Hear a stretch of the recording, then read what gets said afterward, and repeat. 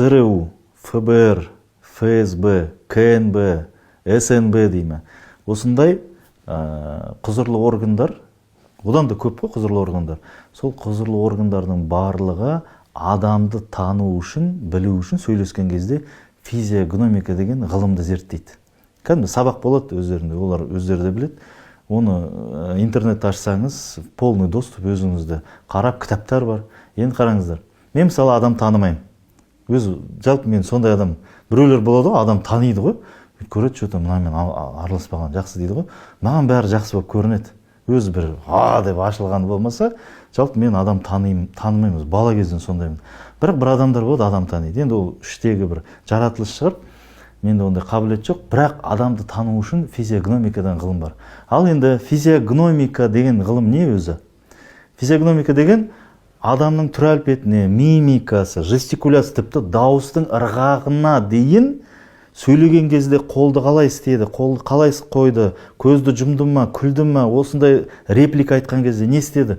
Осыған қарап, адамның бүкіл характеристикасын білу керек. Мінезін, қандай, өтірікші ма, жоқ па, шынайы адам ба, ол рияз сөйлеп отыр ма, жоқ па деген сияқты осындайның ғылымы ғой. Көбісі біле бермейді, осы физиогномика деген ғылымды ойлап тапқан мұсылман адам. Кім дейсіз ғой? Өзі 4 мазхаб бар, Шафии, Хамбали, Ханафи және Малики. Осы 4 мазхабтың біреуінің іргетасын қалаған Шафи мазхабының іргетасын қалаушы үлкен ғалым имам Шафи деген кісі Әл-Фираса деген кітап жазған кезінде. Әл-Фираса.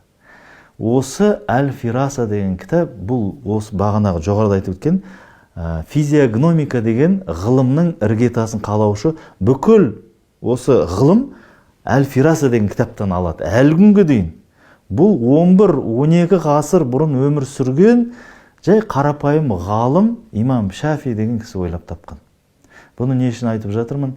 Өткенде маған бір түрткі болған, осы мұсылмандар айтыр атыстал, айтыр бірдеңе тағы да басқа.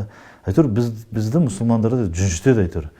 Түк емес тағы да басқа. Менің айтатыным, қазіргі таңда жоғарыда айтып кеткен осындай органдардың өздері осы ғылымды қолданады.